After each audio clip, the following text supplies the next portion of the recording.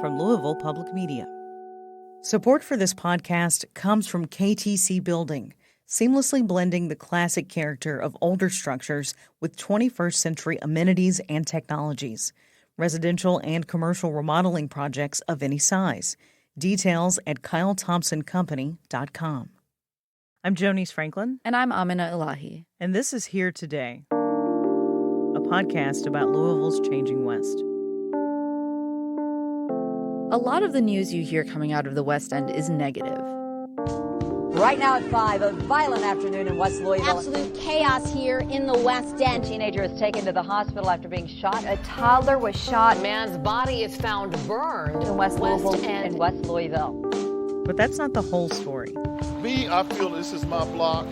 I can take ownership of this block. Russell has grown more than any other section of the city. I see people getting involved. You've got people that have lived in this neighborhood for generations. One big happy family is how I see it with the Russell neighborhood. There's a lot of focus on the West End of Louisville right now, particularly in the Russell neighborhood, which is the neighborhood closest to downtown.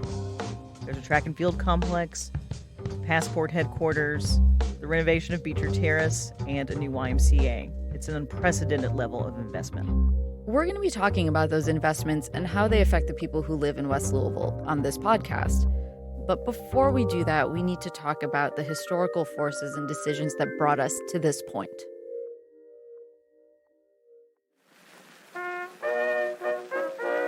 After the Civil War ended, Russell, which is one neighborhood of West Louisville closest to downtown, was actually very attractive to elite white families. They wanted to be close to the city without being in it. And so they moved in. They built a lot of large Victorian mansions, some of which are still standing today. And in the gaps between where they lived, working class white families and black families, who are now all free, made their homes. As the landscape of the American South started to change, that meant that Black people were able to move around more freely than ever before. I learned about this from Josh Poe, who's a city planner and community organizer, and who is behind some of the most important research into the segregation laws implemented here in Louisville. What you have is, a massive wave of Black migration. Between 1900 and 1920, I think it was 1.5 million Black people left the South, so it was a huge wave of migration. Louisville became a gateway for many of those people. And that meant that the demographics here in the city changed. And that made some white people really uncomfortable. That discomfort led to the creation of laws that would prevent the mixing of races in residential areas. And the idea was to limit the amount of race-based tension, quote unquote, that would happen in these areas. Part of it you have to remember is that white people may have been used to living with Black people as their slaves or their servants, but not as their peers and neighbors. So in 1914, Louisville enacted a racial segregation ordinance. And what it meant was that our city would be zoned racially. There would be Black blocks and white blocks. A white person couldn't buy a house on a Black block. And vice versa. And the enactment of that ordinance in Louisville led to the creation of the local NAACP chapter. In the NAACP, they were going around the country trying to get target cases to challenge some of these ordinances in the court. And they wanted to challenge deed restrictions and the racial zoning. So they picked Louisville. And William Worley was a Black man, member of the NAACP. He was friends with Charles Buchanan. And they worked with the NAACP to sort of set up a test case where Mr. Worley would try to buy Mr. Buchanan's house. It was down in Portland. It was on a white block. And the idea was like they would take it to the Supreme Court. A test case that would eventually bring down not only Louisville's racial segregation ordinance, but all such ordinances across the country. And it worked. It was successful. Supreme Court ruled in 1917 that it was unconstitutional. However, it wasn't unconstitutional because it was racist. But just on the grounds that it prohibited a white man from profiting from his sale of his property. After Buchanan v. Worley, race-based zoning became technically illegal in the United States. However, that was not the end of race-based zoning. We just couldn't call it that anymore. And from that time forward, there was coded language to enact the same sort of racialized zoning. So they would zone black neighborhoods multifamily and then white neighborhoods single family. And that really created the same sort of outcomes. By the end of the 1920s, Louisville leaders decide they want to formalize how the city's going to grow and expand. They need a comprehensive plan, so they hire a guy named Harlan Bartholomew. Harlan Bartholomew, the godfather of city planning. He was really the nation's first city planner. Harlan Bartholomew anticipated where black people might want to live and zoned those areas industrial. So that sets the scene for things like Rubbertown and where it ended up in Louisville, which is close to where a lot of black families live and has resulted in terrible environmental and health outcomes in West Louisville. Louisville's first zoning ordinance was 1930. Harlan Bartholomew came to Louisville and started on the comprehensive plan. And this is really what set in motion the forces that would really shape West Louisville. Bartholomew publishes a document called The Negro Housing Problem in Louisville. In it, he argues that black people tolerate poor living conditions and are in fact responsible for them. And he argues that slums should just be cleared away. And there was a lot of white supremacist ideology and language in that. He said at one point about Russell, he said if it were possible to create a desire among black people for better accommodations, the slums would improve themselves. So there you get the first sort of cultural explanations of poverty, of really blaming black people for their own conditions and then justifying the demolition of their neighborhoods. Now, keep in mind at this time, black communities were accumulating wealth at an unprecedented rate during this time. You had the emergence of a black middle class. For the first time, you had black people participating in anything that we could think of as a free market economy and actually benefiting from it. So from 1930 onward, all these barriers were put in place to really prevent that accumulation of wealth. The country was in the midst of a Great Depression. Harlan Bartholomew was traveling to different cities, spreading the message of segregated housing and slum clearance. Louisville adopted its first comprehensive plan based on his ideas in 1932. Soon, public housing projects were going up throughout the country, including here in Louisville, with the construction of Beecher Terrace. In the midst of all of this, the federal government adopts banks' redlining policies, which aim to designate who is worthy of receiving a mortgage. They use very explicit terms to say that the best neighborhoods are the ones where white people live and that have no infiltration of black people, and the worst ones are the ones where black people live. And those are designated specifically by red lines or red zones, which is where we get that name. The public had no access to this process. The maps were classified for decades, but this decided how neighborhoods would be graded. Race played a huge role in property valuation, so that black neighborhoods were almost invariably graded red, received the lowest grade. And in the maps, the consultants talked about, we don't mean to say that good loans can't be made in those neighborhoods, but they would say things like, but they need to be made and serviced on a different basis. And by stating that they needed to be made on a different basis, what you're really talking about are the creation of two economies. And one economy that black people really have no access to. So it really inhibited black people's ability to accumulate wealth. Now, this is one of those policies that gets a lot of attention. People say, redlining, redlining, redlining led us to where we are today. But what I really want you to understand is that redlining is but one of many policies in a chain of policies designed to create segregation and not only create it, but reinforce it over time until today. So if there's nothing else you get from what I'm saying, please keep that in mind. In 1937, Louisville experienced a historic flood.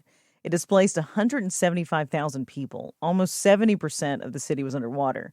The flood changed the demographics of the West End because white people who could afford it moved into neighborhoods like the Highlands and the East End on higher ground. By the early 1940s, Beecher Terrace was open, and a lot of other development was happening in West Louisville, and particularly along the old Walnut Street corridor. That's now Muhammad Ali Boulevard. They had a lot of pride in the street. Lucille Leggett is 100 years old. She's lived in the same house on 22nd Street for 50 years, and she remembers Walnut Street in its heyday. Most of the places were eating places. People liked to dance and have fun. So they had a mixture of business places and practically everything that we needed. We didn't have to go out of the neighborhood to get it. We could go up on Walnut Street. It was actually compared to Harlem based on the concentration of businesses, of entertainment areas, of places for people to gather, and it was a real cultural epicenter for the Black community. But by the end of that decade, we saw federal legislation that set us up for urban renewal, a process that would come in subsequent decades that would lead to the decimation of not only the old Walnut Street corridor, but other areas of the city. That's why we see so many surface parking lots around downtown. Jackie Floyd is a community liaison for the Center for Neighborhoods. I live in a Russell, and I like to identify myself as a proud Russell resident. She says urban renewal policies left holes in the neighborhood and its story. Those changes have taken away some of the history. When the more I learn about Russell back in its heyday, I don't see the buildings and I hear the stories, but I want to be able to pass that history on to my children. And the only thing I can pass on is a point to that empty lot or that other building. I don't have the structures or the physical part to pass on to my children. And in the mid-1950s, Louisville's Planning and Zoning Commission rehired Harlan Bartholomew to come back and study Louisville's long-term planning needs, update our plans for leading into the future, into modern times. Harlan Bartholomew was a real proponent of highways. He really liked the idea of putting highways in cities. He came from St. Louis, which was a very auto-centric city, and in the mid-1950s, when the Highway Act passed, it gave an opportunity to do exactly that. In the midst of urban renewal, I-64 is being constructed, and eventually it gets connected to 9th Street, also known as Roy Wilkins, and it is designed as a massive thoroughfare. I mean, this is not a normal road. This is multiple lanes in either direction with a wide median going down the middle. This is something that if you are on foot and there are cars speeding off a ramp because they're coming off of an expressway, you may not and perhaps should not be comfortable walking across. Not only is it a physical barrier, but it also becomes a psychological barrier that prevents people from the east from going west and prevents people from the west from literally being able to go east. 9th Street still divides the city today. It's where Amina met a man named Charles Pittard. I'm in this wheelchair, and I definitely, see I got my seatbelt on. Just in case I do get hit, maybe I won't fall out of the chair, but the chair and me both are going to fall. And I don't want that to happen.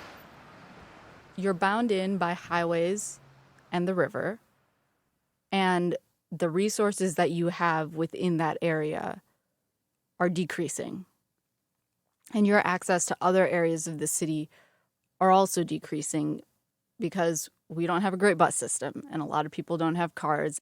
That didn't all happen in 1976 when the 9th Street overpass opened, but you see the effects of that over time. And you see the reputation that grows as a result of being cut off from everyone else, because then people are scared of what they're not used to seeing, what they're not around. Along with infrastructure changes like freeway construction, Louisville was undergoing some social changes in the 70s, too. It had been 20 years since the Supreme Court ruled that schools couldn't be segregated. But Louisville schools were still segregated because Louisville was so segregated. Neighborhood schools were still mostly black or mostly white because neighborhoods were still mostly black or mostly white. So then in the mid-70s, Louisville introduced mandatory busing as a means to integrate schools and to have a certain proportion of Black students in white schools and white students in Black schools. Lucille Leggett was a school teacher when busing was implemented in Louisville. The Jefferson County Public Schools were trying to get us to work together. And we had been so accustomed to all Blacks at this school and all whites at that school until that's what we had accepted. And when they decided to bust from one school to the other, it was a change for some people, but I accepted the change. It seemed to have been a change for the good. That decision set off riots in the city. White parents were not happy about having their kids go to school with Black kids. Many people were unhappy because it was a change and we had not been accustomed to mixing. What we see happening as a result of that is white parents taking their kids out of public schools or moving to different counties because they don't want to be forced into this program that is going to keep their kids on buses to different parts of town and force them to go to school with kids of a different race. In some ways, we're still trying to catch up with other cities. Louisville is now trying to grow from mid-tier city to something more. It is interested in attracting more business, which will in turn attract more business and help us as we try to raise our standing in all number of metrics. And one way to do that is to improve the most distressed part of the city, which is not distressed because it's neglected, but distressed because it has been oppressed. Oh, I didn't talk about merger. I don't think you can talk about Russell today without really putting it in the context of merger. Okay. In 2003, the city of Louisville and Jefferson County merged governments. Josh Poe says that the motivation behind merger was essentially to make the city look better than it was. They had to improve the data. And merger really improved a lot of that data. Experts came in and said concentrated poverty amongst Black people in Louisville is too high. You need to bring it down. And one way to do that was to expand the scope of what Louisville is and bring in people who are not Black, who are more affluent, who are younger. What they say is we have to lift these census tracts out of poverty. And that's what the language that's being used in Russell today. We have to lift census tracts out of poverty. And that makes Louisville overall look better. Our stats have gone up. And that's really where you get the changes in Russell right now. Now, the concern there is, and this is sort of this sad arc of history in terms of the city planning work that I've talked about. Here you have people that have, for decades now experienced structural violence and completely been isolated from wealth creation. Now that their neighborhood is finally poised for reinvestment, the rents are going to rise so rapidly and so fast that they're going to have to leave and go somewhere else. And that's where it's sort of like Monopoly. The game's really rigged. At the moment, what that looks like is a new multi-million-dollar YMCA, a new multi-million-dollar track and field complex, a new multi-million-dollar corporate headquarters, a new multi-million-dollar housing complex. And the question that remains is how all of those hundreds of millions of dollars of investment that are flooding in all at once to fill a gap that was created over the past century, how all of that is going to change the lives of the people who live in West Louisville and therefore affect the future of the rest of the city. The mayor and other city officials, they say they're going to do it right. They say we're going to avoid gentrification, we're going to involve the people who live in those neighborhoods, and we're going to protect them. What we're waiting for is them to tell us how they're going to do that. We'll talk more about all those current investments planned for the West End, what was promised, and where they stand on the next episode of Here Today. Here Today is produced and reported by Amina Elahi, Laura Ellis, Jonice Franklin, and Kaylin Jackson. Our theme song was composed by Kojin Tashiro. Website and data reporting by Alexandra Kanik. Special thanks to Elizabeth Kerrigan for photos and to Ben and Sarah Carter for workspace. You can support Here Today by clicking the link in our show notes and making a one-time donation. You can learn more about the show and follow news and events in the West End at HereTodayPodcast.org. From Louisville Public Media,